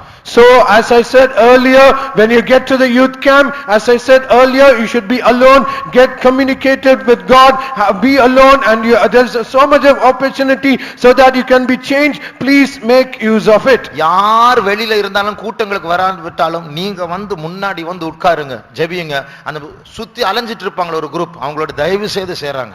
Whether others come to the meeting or not, whether they are in the meeting, you do not worry about that. You come to the presence of God and you enjoy the presence of God. Do not mingle yourself along with them. காலையில 7 மணிக்கு Bible ஸ்டடியில போய் உட்காருங்க. 7 a.m. in the morning, go and present yourself in the Bible study. எல்லா group activitiesல யார் போறாங்களோ நீங்க டைமுக்கு போய் உட்காருங்க. In all the group activities, whether others are going or not, you go there and be there. Volunteers வந்து ஏங்க தூங்குற எழும்பு போ போ போ அப்படினு சொல்ல விடாதீங்க. அதுக்கு முன்னாடி போய் உட்கார்ந்துறணும். Do not allow all the volunteers forcing them to smite you and allowing you to go to the meeting. You yourself should go willingly. Youth meetingல ஒரு மீட்டிங் மிஸ் பண்ண கூடாது என்று சொல்லி சாப்பிடாத வாலிபர்கள் இருக்கிறாங்க. காலையில 3 மணிக்கு எழும்பி குளிக்கிற வாலிபர்கள் இருக்கிறாங்க. And there are so many youths so they might not miss any of the youth meetings in the youth camp, and because of that they do not even have their food, and also they go to bath even at 3 a.m. in the morning. ஆனா இன்னொரு group இருக்கிறாங்க, அவங்களுக்கு எல்லாமே சிரிப்பு, எல்லாமே கிண்டல், அந்த கேங்கோட சேர்ந்து சிரிக்கிறது, விளையாடுறது, தவறான நோக்கத்தோட அங்கேயும் இங்கேயும் பார்க்கிறது. But however, there's another group where for everything to them is mockery and everything is joyful and they indulge in all illegal activities and so on. So please do not mingle yourself with them. அடுத்த தலைமுறை பாதுகாக்கப்படவே நம்முடைய சபை இந்த இன்னைக்கு வாசிச்சோமே அந்த அடுத்த தலைமுறை இன்னும் மோசமாயிட்டாங்களா, முன்னாடி அவருடைய பிதாக்களை விட மோசமா இருந்தார்கள், அப்படி நம்முடைய சபையில் நடக்க கூடாது. So as we read the next generation, they were yet so corrupted and they become more wicked and so our youth, our young people should not become like that. கடைசியாக Finally, மறுபடியும் 5ஆம் வசனத்தை வாசியுங்கள். let's read the 5th verse again. அவ்விடத்திற்கு போகிம் என்று பெயரிட்டு அங்கே கர்த்தருக்கு பலியிட்டார்கள். அங்கே கர்த்தருக்கு பலியிட்டார்கள். அது அர்த்தம், இவர்கள் அழுதது சுய அனுதாபத்தினால் அல்ல, வேதனையினால் அல்ல, தாங்கள் செய்தது தவறு என்று உணர்ந்து அழுதார்கள், ஆகையால் பலியிட்டார்கள். And they sacrificed unto the Lord, and after the reason they cried, it is not their self pity, it is not their pain, but because they were confessed and pricked in their heart, and out of their prickness and their thing they sacrificed to the Lord. ஒரு திருடனை பிடிச்சு அடிச்சா நான் கண்டிப்பா நீ செய்ய மாட்டேன் என்று தான் சொல்லுவான். When we take a thief and he is caught and we smite him, he will say, because of his pain he will say, I will not do any more. ஆனால் சொல்வது மனம் திரும்புவதனால அல்ல, அடிக்கிறதை நிறுத்தணும், அதுக்காக சொல்லுவான். And he will not say because of any repentance, because of the pain that he is enduring, he have to undergo, he will say that. ஒருத்தர் சாட்சி சொன்னார். One person testified like this. எனக்கு போலீஸ் ஸ்டேஷன் என்று சொன்னால் tea கடை மாதிரி, எனக்கு ஜெயிலுன்னு சொன்னா பீச் மாதிரி அப்படின்னு சொன்னார். And he said police station to me is a tea shop and prison is like a beach to me. அத்தனை முறை போயிட்டு வந்திருக்கிறார். Because he went there so many times. சமீபத்தில் வாசித்தேன், ஒருவர் 1000 முறை ஜெயிலுக்கு போயிட்டு வந்தார். Recently I happened to read a person, he went to the prison for almost 1000 times. ஒரு வாரம் ஜெயில்ல இருப்பார், 2 நாள் வெளியே போயிட்டு திருப்பி ஜெயிலுக்குள்ள வந்தார், அவ்வளவு சேட்டை. He will be 1 week in the prison, he will go out and immediately after 2 days he will come back to the prison. அப்போ ஆண்டவர் நமக்கு இந்த அழுகையை, இந்த கண்ணீரை ஒரு ஜெயிலை போல நம்மை திருத்தும்படியாக தருகிறார். அதிலேயும் பிடிவாதமா இருக்கக்கூடும். So God allows this pain as a prison or the snare so that we might come back to him, but there is also an adamancy or stubbornness even in that. ஆனால் அதில் ஒரு சின்ன குரூப் இருந்தார்கள், அவர்கள் உண்மையாய் அழுது தேவனுக்கு அவர்கள் ஆராதனை செய்தார்கள், பலியிட்டார்கள். However, even among that group they really repented and confessed their faults and sins to God and they cried, and because of that they sacrificed. இந்த அழுகையின் மூலமாக நம்ம எப்போது என் கண்ணீர் தீரும் என்று நம்ம அவசரப்படாமல், ஆண்டவரே நான் மாற வேண்டும் என்று நாம் ஜெபிக்க பழக வேண்டும். So in this crying, in this pain, we should not pray to the Lord, oh Lord, when this tears will be over, we should not pray like that, but we should still say, oh Lord, I have to change more. நம்முடைய கண்களை மூடுவோம். Let us close our eyes. கர்த்தர் நம் மத்தியில் இருக்கிறார். God is in our midst. அந்த கண்ணீரை அனுமதித்தாரே அந்த கர்த்தர் நம் மத்தியில் இருக்கிறார். God who allowed the tears in our life, he himself is within us. உன்னுடைய பிள்ளையை பற்றி உனக்கு ஒரு பாரம் இருக்கிறது. There is a burden about your children. உன் பிள்ளை காணாமல் போய் இருக்கிறது என்று உனக்கு ஒரு பாரம் இருக்கிறது. You have a burden that your child is lost. தேவனுடைய பிள்ளையே, நீ செய்ய வேண்டிய ஒரு பொருத்தனை உண்டு தேவனுடைய சமூகத்தில். Oh child of God, there is a covenant that you have to make in the presence of God. அந்த தேவனுடையத்தில் அதை எதிர்பார்க்கிறான், நீ ஜெபித்தால் அதுதான் உன் சோதனைக்கு சாவியாய் மாறிவிடும். And God is expecting that from you. If you pray for that, that can become a key to you. கர்த்தர் உன்னை நேசித்து தான் இந்த சோதனை அனுமதித்திருக்கிறார். God has allowed this trial because he is loving you. நீ மாத்திரமல்ல, அவரும் அழுது கொண்டிருக்கிறார். Not only you, he is also crying along with you. உன் கண்ணீரை துடைக்க அவர் பக்கத்தில் தான் நின்று கொண்டிருக்கிறார். To wipe away your tears, he is very much beside you. ஆனால் நம்முடைய பிடிவாதம் மாறாவிட்டால், But if our stubbornness does not change, நம்முடைய உலக சிநேகம் if மாறாவிட்டால், our worldly love does not நாம் change, செய்ய வேண்டிய அந்த பொருத்தனை நாம் செய்யாவிட்டால், if we do not make the covenant that we have to supposed to do, அந்த கோபம், அந்த எரிச்சல், அந்த இச்சை, அந்த பெருமை, அந்த பிடிவாதம் மாறாவிட்டால், if that stubbornness or lust or pride or that stubbornness does not change, இந்த கண்ணீரை துடைத்து என்ன பிரயோஜனம்? what is the use of wiping the tears? அடுத்த ஒரு கண்ணீர் வந்தால் தானே மாறுவோம். Only we will be changed, we have to make the next trial. அடுத்த ஒரு கண்ணீர் வர வேண்டுமே. So we have to have the next trial. ஆகையால் நாம் எல்லாரும் தாழ்த்துவோமாக. So let us all humble ourselves. என் கண்ணீர் எப்பொழுது துடைக்கப்படும் என்று நாம் கேட்க வேண்டாம். அது கேட்க வேண்டிய கேள்வி அல்ல. அது கர்த்தர் அறிவார். அவர் தகப்பன் தான். We should not ask the question when my tears will be over. We should not ask it because God knows it, because He is our heavenly Father. ஆண்டவரே என்னை மாற்றும் ஆண்டவரே. Oh Lord, change me. என் சுபாவத்தை மாற்றும் ஆண்டவரே. Change my character, நீர் Lord. எனக்காக ஒரு ப்ரமோஷனை வைத்திருக்கிறீர். அதற்காக என்னை தகுதிப்படுத்தும் ஆண்டவரே. Oh Lord, you have kept a promotion for me. Make me eligible for that. எங்கள் பிதாக்களை விட நாங்கள் மோசமானவர்களாய் மாறக்கூடாது ஆண்டவரே. Oh Lord, more than our forefathers, we should not become more wicked. எங்களுடைய பிதாக்கள் கட்டி எழுப்பினதை நாங்கள் இடித்து விடக் கூடாது ஆண்டவரே. Oh Lord, we should not destroy the walls that our forefathers have built. எல்லாரும் ஒரு 2 நிமிடம் முழங்கால நிற்போமாக. Let us all be on our knees for 2 minutes. எல்லா சண்டே ஸ்கூல் பிள்ளைகள் முழங்கால் நில்லுங்க. Let every Sunday school children be on their knees. கெட்ட வார்த்தை பேசுறது, அடிக்கிறது, திருடுறது, கார்ட்டூன் படம் பார்க்கிறது, வீடியோ கேம்ஸ் விளையாடுறது, சினிமா பார்க்கிறது எல்லாவற்றையும் சொல்லுவோமாக. Speaking bad words, fighting with each other, seeing cartoon, seeing movies and seeing all sorts of things. Let us all confess it. ரகசியமான எல்லா உறவுகளுக்கு ஆண்டவரிடத்தில் மன்னிப்பு கேட்போமாக. For all that secret relationship, let us ask forgiveness of the Lord. ஒரு நாள் கண்ணீர் வடிக்க வரும். நியாயம் பேசலாம், மறைக்கலாம். And one day we have to shed tears. If we justify ourselves, then we will be trapped. தவறு செய்து விட்டு மனம் திரும்பாமல் அகங்காரமாய் பேசுகிறவர்களுக்கு ஐயோ. And after committing a sin, if we rather than repenting, if we speak haughtily, then that is will become a danger to you. Woe unto them. Woe unto them. அதனால நாம் ஜாக்கிரதை வந்து தாழ்த்துவோமா, தேவனுடைய சமூகத்திலாவது தாழ்த்துவோமாக. So let us be careful, at least in the presence of God, let us humble ourselves. அந்த போக்கிமுக்கு கர்த்தர் நம்மை கொண்டு வந்திருக்கிறாரே, அங்கேயாவது அழுது பலி செலுத்துவோமாக. God has brought us to that Bokim, at least at that place, let us humble ourselves and let us confess. அது என்ன பலி? What is the நம்ம sacrifice? இருதயம் உடையுமே, அதுதான் அந்த பலி. A heart will break, that is the sacrifice. ஒரு நாள் ஒரு ஆர்டிக்கிள் வாசித்தேன், ஒரு இதழை வாசித்தேன். I happened to read an article one day. Try tears. கண்ணீரை நீங்கள் கண்ணீர் விட்டு பாருங்கள். Try tears. அந்த அர்த்தம் என்ன? உன்னுடைய பிரச்சனைக்கு ஒரு முடிவு வரவில்லையா? தேவ சமூகத்தில் நீ மனம் திரும்பி அழுது பார். சுய அனுதாபத்தினால மனம் திரும்பி அழுது பார். And if your problem is not solved, then try tears, not out of self pity but out of repentance. ஒரு 2 நிமிடம் நாம் ஆண்டவரை அழுது கூப்பிடுவோமா? For 2 minutes let us cry and call unto the Lord. சோதனையிலிருந்து விடுதலை தாரும் ஆண்டவரே என்கிற அந்த கண்ணீர் அல்ல. Not the tear that we have to ask deliverance from our trial. கெட்ட குமாரன் கெட்ட குமாரத்தியாக என்னை மாற்றும் ஆண்டவரே. Oh, change me, who I am a prodigal son, a prodigal daughter. உம்முடைய பரிசுத்தத்தின் பங்காளியாய் நான் மாற வேண்டும் ஆண்டவரே. Oh Lord, I should be changed as a partaker of your holiness. நான் என்ன பொருத்தனை செய்ய வேண்டும்? எங்கே உம்மை விட்டு விலகி போனேன் வெளிப்படுத்தும் ஆண்டவரே. What covenant that I have to make? Please tell me the place that I have gone away from you.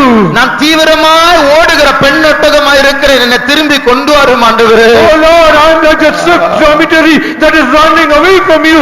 Please correct me and bring me back to you, oh Lord. அடுத்த தலைமுறையாகிய வாலிபனாய் இருக்கிறேன், என்னை பரிசுத்தத்தின் வைராக்கியமுள்ள பிள்ளையாய் மாற்றும் ஆண்டவரே. Oh Lord, I am the next generation, I am a young person, and please make me zealous for holiness. 2 நிமிடம் அழுவோமா?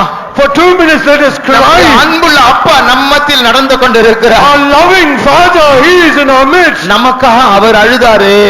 For us He cried. நமக்காக அழுவோமே. Let us all cry for ourselves. நம்முடைய ஆண்டவரை விட்டு விலகி போய்விட்டோம், அதற்காக அழுவோமே. We have gone away from our God, let us cry for that. இயேசுவே, எங்களை தாழ்த்துகிறோம் அப்பா.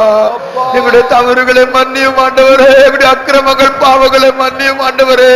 எங்களுடைய இருதய கடினத்தை மாற்றும் மன்னியும். பிடிவாதத்தோடு பாவத்தை நோக்கி ஓடினதை மன்னியும் ஆண்டவரே. இயேசுவே, இயேசுவே, நீர் எங்களை போக்கிமுக்கு உம்மை நோக்கி மனம் திரும்பி அழும்படியாக நீர் கொண்டு வந்து இருக்கிறீரப்பா. நாங்கள் உம்முடைய சபையை கெடுத்து விடக் கூடாது. உம்முடைய சபைக்கு நாங்கள் தீட்டாய் மாறிவிடக் கூடாது. நாங்கள் எல்லாரும் உம்மை நேசிக்கிற உம்மண்டை வரக்கூடிய பரிசுத்த பிள்ளைகளா மாறுபடியாக உம்முடைய இருதயத்தில் நீ மாற்றும் ஆண்டவரே. இயேசப்பா, ஸ்தோத்திரம் இயேசுவே. எங்களை கழுவும் ஆண்டவரே, எங்களை கழுவும் ஆண்டவரே. ஸ்தோத்திரம் இயேசுவே, ஸ்தோத்திரம் இயேசுவே. நீர் எங்களை காப்பாற்றும் ஆண்டவரே. அக்கிரமங்களை மன்னியும் இயேசுவே. அந்த இருதயம் நொறுங்கட்டும். கடினமான இருதயம் நொறுங்கட்டும். Let that heart break, that stubborn heart, hardened heart, let it break. அதை உடைக்க இயேசு நம்மத்தில் இருக்கிறார். To break that, Jesus in our midst. அவருடைய அன்பு எந்த கடினமான கல்லான உள்ளத்தை நொறுக்கும். His love, it can break any stone heart. கல்வாரியை நோக்கி பாருங்கள். Look unto that Calvary. நாம் சந்தோஷமாய் செய்த அக்கிரமத்துக்காக தேவன் அவருடைய குமாரனை பலி செலுத்தினார். All the pressures that we have done joyfully, the Son of God is suffering. நாம் சினிமாவை பார்த்து ரகசிய பாவங்களை அனுபவித்து கோபப்பட்டு நாம் அடிக்கிறோம் மற்றவர்களை, ஆனால் இயேசு அதற்காக நம்மை தண்டிக்காமல் தன் குமாரனை அவர் சிட்சிக்கிறார். And we have seen movies and we have spoken bad words, and God did not smite us, but He is smiting the Son of நம்மை God. கோபப்பட்டு நம்மை அடிப்பதற்கு பதிலாக குமாரனை அடித்தார். And rather than getting angry on us and smiting us, He is getting angry on Jesus and He is smiting அந்த Jesus. இயேசு தொங்குகிற காட்சியை பாருங்கள். See the scene that Jesus is hanging. அவருடைய சரீரம் எல்லாம் நமக்காக கிழிக்கப்பட்டது. All His body is being torn apart. இதுவரைக்கும் போக்கிம் நம்முடைய கண்ணீராய் இருந்தது நமக்காக. இப்போது எனக்காக இப்படி நேசிக்கிற ஒரு ஆண்டவர் இருக்கிறாரே, அவரை நான் மறந்து விட்டேனே, அவரை நான் புறக்கணித்து விட்டேனே, அவரை நான் சிலுவையில் அறைந்தேனே, அவரை நான் எட்டி உதைத்தேனே, இதற்காக கண்ணீர் வடிப்போம். Hitherto Bokim was our tears, but now because of my sins and all faults, my Jesus, He is suffering and He is enduring pain. So let us repent and shed our tears. ஆண்டவரே, நான் இவ்வளவு அசதியா இருக்கிறேனே. Oh Lord, I have become so corrupt. நான் இவ்வளவு பெரிய குருடனா இருக்கிறேனே. How blind I am. நான் இவ்வளவு பெரிய முட்டாளா இருக்கிறேனே. How foolish I am. நான் இவ்வளவு கடினமா இருக்கிறேனே ஆண்டவரே. How hard and how stubborn I am. மன்னியும் அப்பா. Please forgive me, Lord. ஏற்றுக்கொள்ளும் ஆண்டவரே. Accept me, O Lord. அந்த உடைந்த உள்ளம் தான் ஆண்டவர் விரும்புகிறதான பலி. And such a broken heart is what God desires. அதை அவர் அசட்டை பண்ண மாட்டார். He will not despise it. இயேசுவே, mercy Jesus, இயேசுவே. Heavenly Father, forgive us. Heavenly Jesus, forgive us. Holy Spirit, have mercy on us, Jesus, இயேசுவே. கிருபை தாரும் ஆண்டவரே. எங்களுடைய அக்கிரமங்கள், மீறுதல்களை, குற்றங்களை, பாவங்களை மன்னியும் அப்பா. எங்களை பரிசுத்தப்படுத்தும். நாங்கள் உம்மை போல மாற வேண்டும் ஆண்டவரே. உம்முடைய வல்லமையை பெற்றுக்கொள்ள வேண்டும் ஆண்டவரே. உம்முடைய கிருபையை நாங்கள் பெற்றுக்கொள்ள வேண்டும் ஆண்டவரே. Thank you Lord, we thank you Jesus. ஸ்தோத்திரம் இயேசுவே. எங்களை சுத்திகரியும் ஆண்டவரே, எங்களை சுத்திகரியும் ஆண்டவரே, எங்களை காப்பாற்றும் பரிசுத்தரே, பரிசுத்தரே ஜீசஸ். அப்பா, எங்களை மாற்று, எங்களை மன்னியும் ஆண்டவரே. கண்ணீரின் அனுபவத்தை தாரும். எங்களை தவறான பாதையிலிருந்து நிறுத்துகிற கண்ணீரை தாரும். மனம் திரும்புதலின் கண்ணீரை தாரும். உம்மிடத்தில் மறுபடியுமாய் நெருங்கக்கூடிய கண்ணீரை தாரும் ஆண்டவரே. இயேசப்பா, அடுத்த தலைமுறையாக வாலிபர்களை நீர் காப்பாற்றும் ஆண்டவரே. பாவத்தை நோக்கி ஓடாதபடிக்கு அவர்களை கொண்டு வரும் ஆண்டவரே. அவருடைய எல்லா அடிமைத்தனத்திலிருந்து நீர் பாதுகாத்து ஆசீர்வதித்து நடத்தும் இயேசுவே. Thank you Lord, we thank you Jesus. இயேசுவே, ஸ்தோத்திரம் இயேசுவே, ஸ்தோத்திரம் இயேசுவே. Thank you Lord, இயேசுவே, ஸ்தோத்திரம். இது அழ வேண்டிய காலம். These are the time that we have to cry. நகைப்பை பார்க்கலும் துக்கமானது நல்ல காரியம். Better is sorrow more than laughter. அதிகமாய் சிரிக்க வேண்டாம். Do not laugh much. வாலிபர்களே, கூடி பேசும்போது அதிக சிரிப்பு வேண்டாம்.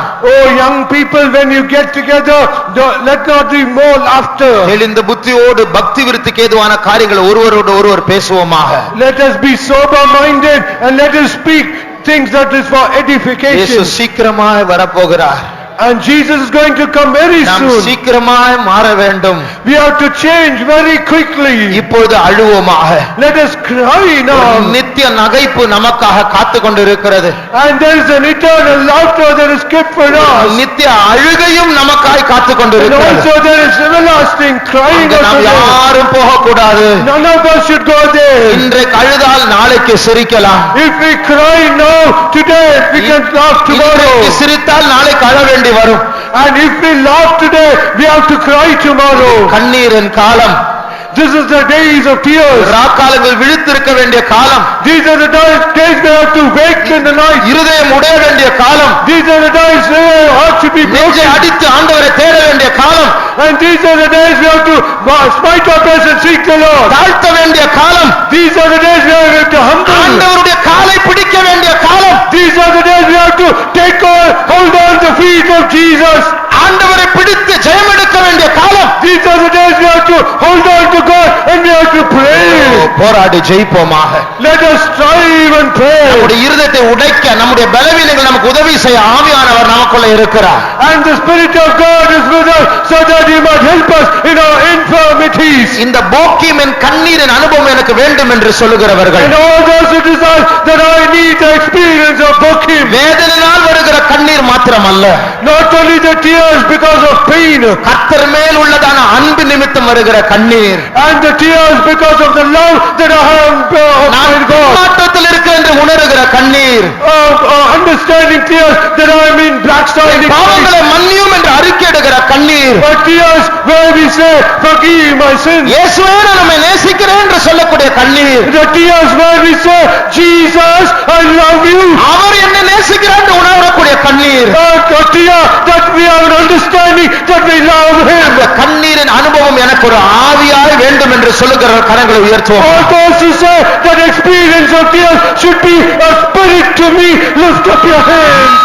கரங்களை உயர்த்தினவர்கள் கேளுங்கள், ஒரு சத்தம் கேட்டுக்கொண்டே இருக்கிறது. And all those who lift up your hands, hear a voice. கிருபை உண்டாவதாக. Grace be. கிருபை உண்டாவதாக. Grace be to you. நீ அதிகமாக சத்தத்தை உயர்த்த அவசியம் இல்லை. And you need not lift up your voice. உனக்கு முன்பாக நிற்கிறதான அந்த மலையை உன் கண்ணீர் பிளக்க போகிறது. And before that mountain that is standing before you, your tears is going to break it. உன் இருதயத்தை கர்த்தர் இப்பொழுதே உடைத்துக் கொண்டிருக்கிறார். And God is breaking your heart now. கர்த்தருடைய ஆவியானவர் நம்மத்தில் அசைவாடி கொண்டிருக்கிறார். The Spirit of the Lord is moving in our midst. உன் பிரச்சனை நிமித்தம் நீ அழாதே. Do not cry for your உன் problem. இருதயத்தின் நிமித்தம் நீ அழுவாயாக. Because of your heart, cry to the Lord. ஆண்டவரை தரிசித்து நீ அழுவாயாக. Love the Lord and cry. அப்பொழுது உன் பிரச்சனை பிளந்து விடும். Then your problem, it will become a sender. நீ சுற்றி நடக்க வேண்டாம், நீ நேராய் நடக்க போகிறாய். You need not run to and fro. You are going to walk straight. கர்த்தர் உனக்கு முன்பாக ஒரு பாதையை திறக்க போகிறார். God is going to open a path right before you. இயேசுவே, எங்களை நிரப்பும் ஆண்டவரே, எங்களை நிரப்பும் ஆண்டவரே, உம்முடைய ஆவியை தாரும், அந்த கண்ணீரின் ஆவியை தாரும் ஆண்டவரே. அப்பா இயேசப்பா, இயேசப்பா, வாரும் ஆண்டவரே, மனம் திரும்புதலை தாரும் இயேசப்பா, மாற்றும், எங்களை மாற்றும் அப்பா. இயேசுவே, இயேசுவே, இயேசுவே, mercy Jesus, இயேசுவே. கிருபை உண்டாவதாக. Grace be to it. கிருபை உண்டாவதாக. Grace be to it. கிருபை உண்டாவதாக. Grace be to அந்த it. கிருபை நம்மை சந்தித்துக் கொண்டிருக்கிறது. That grace is meeting us. அந்த கிருபை கிருபையாய் வருகிறது. And the grace, it comes as a grace. அந்த கிருபை கண்ணீராய் வருகிறது. The grace comes as a tear. கிருபை அபிஷேகமாய் The வருகிறது. grace comes as an அந்த anointing. கிருபை ஒரு வரமாய் வருகிறது. The grace comes as a gift. அந்த கிருபை விடுதலாய் வருகிறது. The grace comes as a அந்த deliverance. கிருபை ஒரு விசுவாசமாய் வருகிறது. The grace comes as a faith. கிருபை ஆரோக்கியமாய் வருகிறது. The grace comes as an அந்த healing. கிருபை பரிசுத்தத்தின் வைராக்கியமாய் வருகிறது. The grace comes as a zeal for holiness. கிருபை உண்டாவதாக. Grace be to it. கிருபை உண்டாவதாக. Grace be to it. கிருபை உண்டாவதாக. Grace be to it. உனக்கு கிருபை உண்டாவதாக. Let there be grace. உனக்கு கிருபை உண்டாவதாக. Let there be grace to you. பின்மாற்றத்தில் இருக்க உனக்கு கிருபை உண்டாவதாக. The backsliding faith. பாவத்தோடு போராடுகிற உனக்கு கிருபை உண்டாவதாக. Grace for you. கண்ணீரில் பாதுகாப்பாக உனக்கு கிருபை உண்டாவதாக. Go to the path of tears. Grace be to you. Shabbat.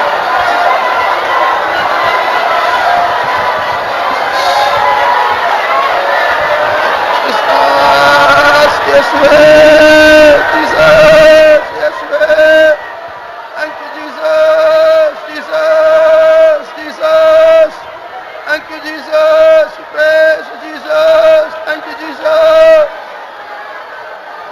Lord, we praise you, Jesus, we praise you, Jesus. ஸ்தோத்திரம் இயேசுவே. என்னை முற்றும் மாற்றிட உன்னத பலன் ஊற்றிடும், இன்னும் இன்னும் ஈசனே உன்னல் வாரங்கள் நீந்திடும், கன்னிகளில் சிக்கிடாமல் கண்மணி போல் காத்திடும், கண்மாலையும் மீட்பருமன் காவலும் நீரே.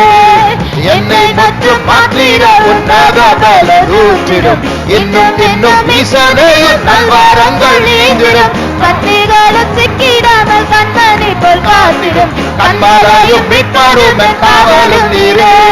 என்னை முற்றும் மாற்றிட உன்னத பலன் ஊற்றிடும், இன்னும் இன்னும் ஈசனே உன்னல் வாரங்கள் நீந்திடும், கன்னிகளில் சிக்கிடாமல் கண்மணி போல் காத்திடும், கண்மாலையும் மீட்பருமன் காவலும் நீரே. என்னை முற்றும் மாற்றிட உன்னத பலன் இன்னும் இன்னும் ஈசனே உன்னல் வாரங்கள் நீந்திடும், கன்னிகளும் சிக்கிடாமல் கண்மணி போல் காத்திடும், கண்மலையும் மீட்பருமன் காவலும் நீரே.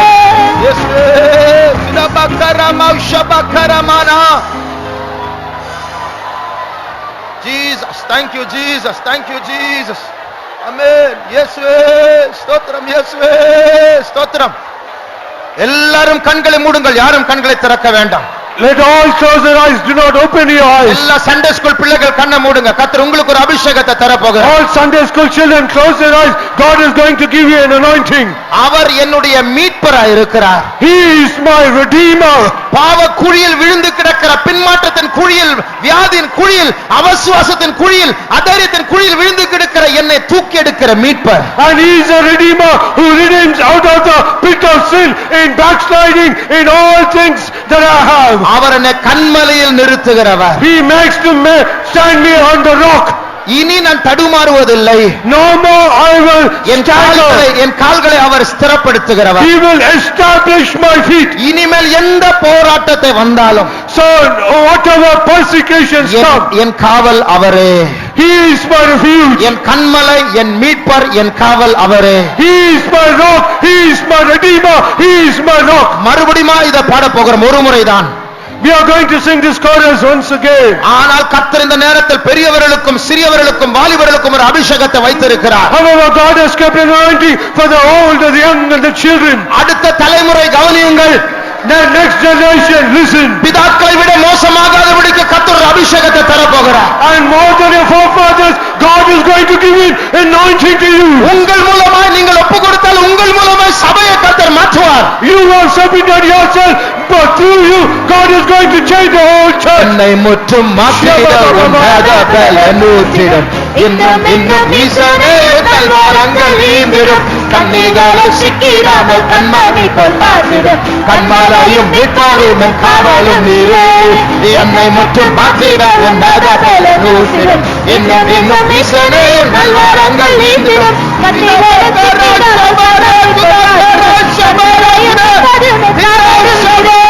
என்னை முற்றும் மாற்றிட உன்னத பலன் ஊற்றிடும், இன்னும் இன்னும் ஈசனே உன்னல் வாரங்கள் நீந்திடும், கன்னிகளும் சிக்கிடாமல் கண்மணி போல் காத்திடும், கண்மலையும் மீட்பருமன் காவலும் நீரே. என்னை முற்றும் மாற்றிட உன்னத பலன் ஊற்றிடும், இன்னும் இன்னும் ஈசனே உன்னல் வாரங்கள் நீந்திடும், கன்னிகளும் சிக்கிடாமல் கண்மணி போல் காத்திடும், கண்மலையும் மீட்பருமன் காவலும் நீரே.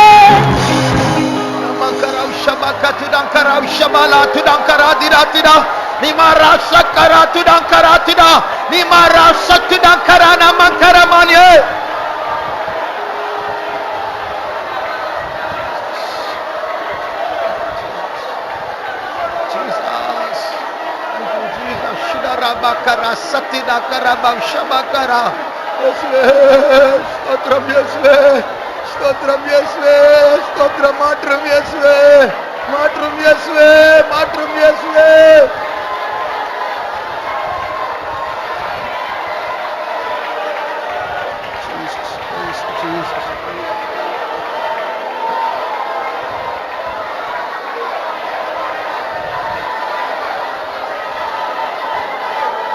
கர்த்தருடைய சமூகத்துக்காய் ஸ்தோத்திரிப்போம்.